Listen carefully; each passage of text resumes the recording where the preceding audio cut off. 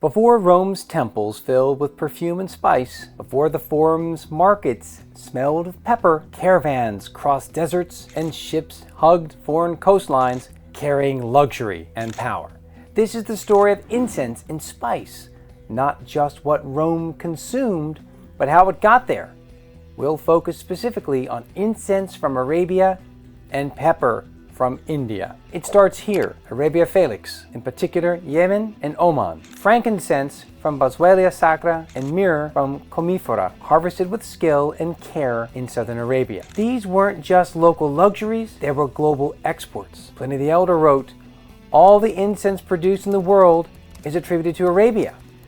This region measures 1,200 stadia in length, 200 in breadth, and no land is more fertile.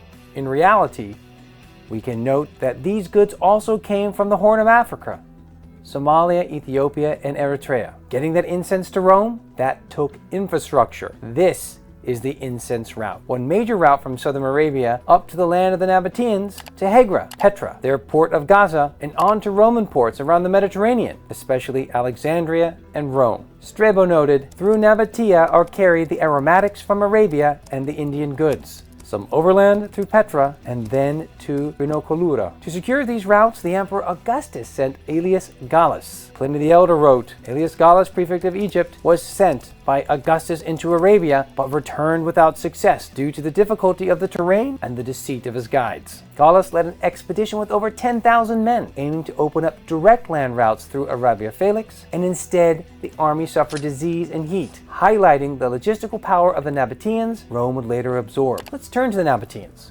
who controlled the traffic of spiced goods for centuries.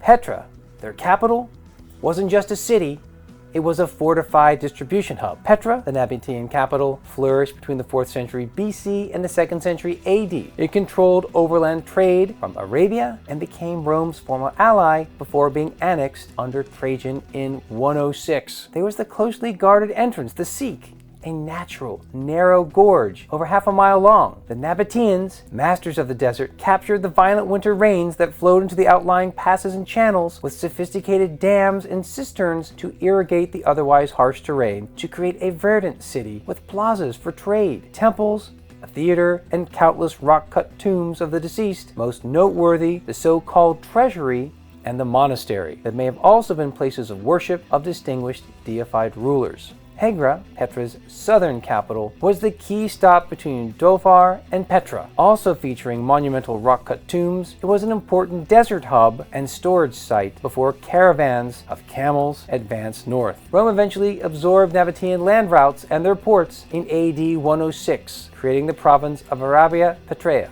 Rome imported staggering volumes, an estimated 3,000 tons of incense annually. Pliny wrote, "We drain the wealth of India, China, and Arabia. Each year, 100 million sesterces are spent on these goods." He also noted a fleet 120 ships sailed yearly from India to Alexandria. Let's turn to shipment by sea to discuss the trafficking of pepper from India to Rome. Our main source for the maritime trade route is the Periplus of the Arabian Sea, a 1st century AD mariner's guide, noting, from Barigaza and Muziris in India come great quantities of pepper, spikenard, and fine cloth, shipped on large vessels riding the monsoon winds. Sailing from Egyptian ports like Berenice and Milos Hormos, ships timed the monsoon winds to reach Muziris and Kerala, India. Also located on Egypt's Red Sea coast, Berenice became a major Roman port after the conquest of Ptolemaic routes. From here, a short desert route led to Koptos on the Nile, and then by river to Alexandria. We should also note in the time of the Romans,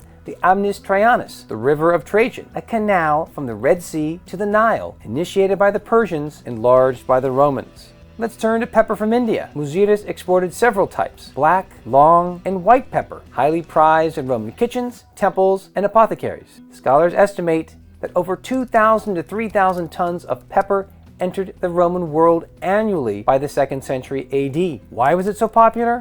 It wasn't just a culinary fix. It was medicine. Galen, the famous physician, wrote that pepper is hot and biting. It heats and then thins the humors. He prescribed it to stimulate digestion, warm the body, and treat everything from coughs to melancholy. But medicine was just a fraction of the story. It dominated Roman cuisine. It appears in over 80% of the recipes of Apicius, from meat and fish to honeyed fruit and even wine sauces. Pliny the Elder wrote, "We buy it by weight like gold, not for medicine, but for pleasure." For doctors, spices were essential. Galen also listed with pepper, saffron, and myrrh as vital therapeutics to treat coughs, fever, melancholy. Nothing was complete without Arabian spices. And in temples, incense was divine language. At home, it was for purification. In death, it was for preservation.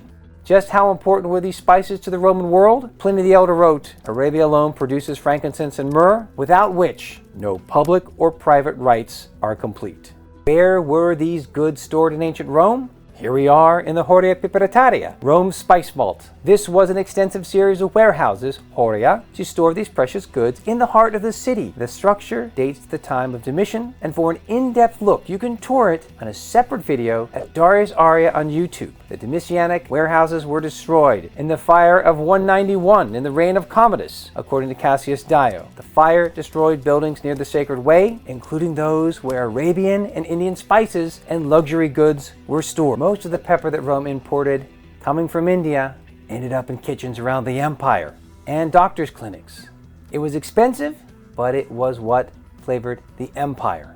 And all of it, coming into Rome, passed through the warehouses like the Horrea Piperataria right in the Roman Forum. The Roman Empire ran on conquest and control. It also ran on scent, from Oman to Domitian, from tree sap to temples. This was empire by incense, a global network bound by spice, sealed with smoke, stored right here in the heart of Rome. Before the fire of Commodus, physicians like Galen were using the Forum of Peace pictured here, and they had their offices, and they then would go down this street, the Vicus ad Carinus, to get to the Horrea Piperataria. We can walk down this same street, the Vicus ad Carinus, that goes from the Esquiline into the Roman Forum, reenacting that pathway that physicians like Galen once took on their way in the crowded streets of Rome to the Horrea Piperataria. So we see to the right the exterior wall of the Forum of Peace, and to the left, those are the hulking ruins of the Basilica of Maxentius that sits atop the remains, mostly buried, of the Horrea Piperataria. But just think about the smells and the sights and that experience of walking down this street in the time of Imperial Rome when the Horrea Piperataria was actively used. It was essentially a vault with expensive imported products. And then we can make our way all the way down to Main Street, the Via Sacra, where there would be stands and shops where people were actively selling those precious goods to the citizens of the Roman Empire. Thanks for joining us today in the heart of the Roman Forum, the epicenter of the Roman Empire. You can find us here on YouTube.